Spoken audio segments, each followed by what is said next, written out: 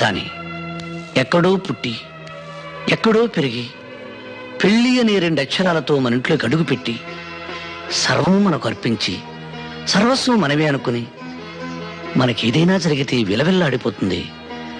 అదేరా భార్య అంటే.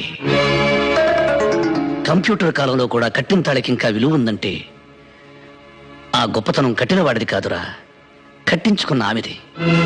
ఎందుకంటే ఆ పసుపు తాడుతో నువ్వు వేసిన 3 ముళ్ళకి తన జీవితాంతం కట్టుబడి ఉంటుంది కాబట్టి. భార్య అంటే నిప్పు లాంటిది. దాని విలువ తెలిసి మసలుకుంటే దీపమై జీవితాంతం వెలుగునిస్తుంది. అశ్రద్ధ చేసిన రోజున అగ్ని జ్వాలై నిన్ను నీ కుటుంబాన్ని కూడా దహిస్తుంది.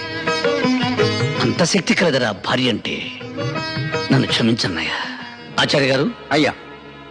మొత్తం దస్తావేజులు పట్టండి. అలాగేనండి. అమ్మా భారతి,